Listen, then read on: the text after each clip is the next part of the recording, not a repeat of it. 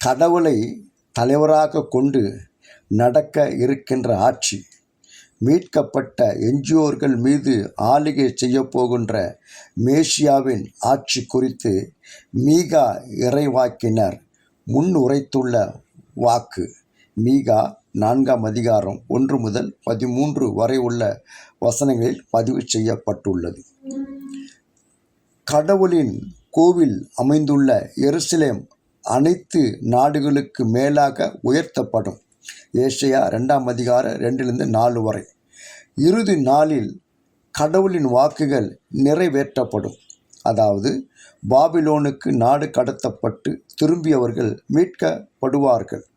புதிய விண்ணுலகும் புதிய மண்ணுலகமும் என்ற வாக்கு நிறைவேற்றப்படும். அனைத்து நாடுகளும் அங்கு வழிபட செல்லும்.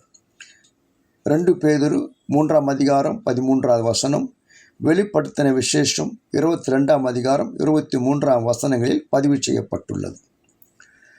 பல நாடுகளுக்கு இடையே உள்ள வழக்குகளை தீர்த்து நீதி வழங்குவார்.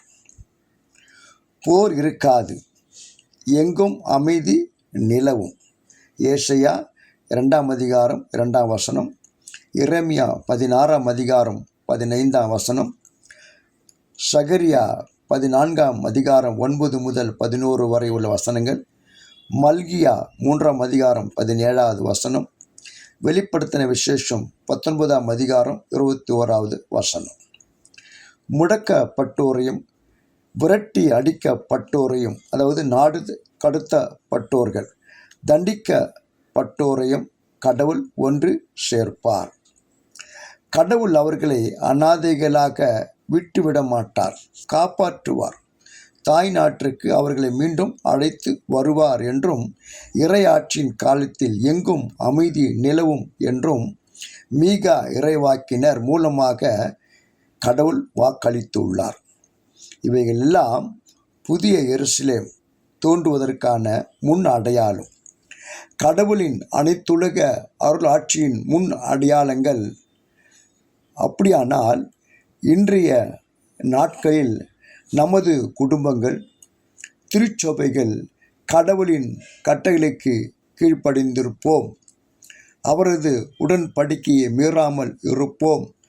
அவருக்கு என்றென்றும் பணிந்திருப்போம். அவருடைய வழிகளில் நடப்போம். புதிய எருசலேமை நோக்கி நமது பயணத்தை முன்னெடுப்போம். சிந்திப்போம். கடவுள் உங்களை ஆசீர்வதிப்பாராக. ஆமென்.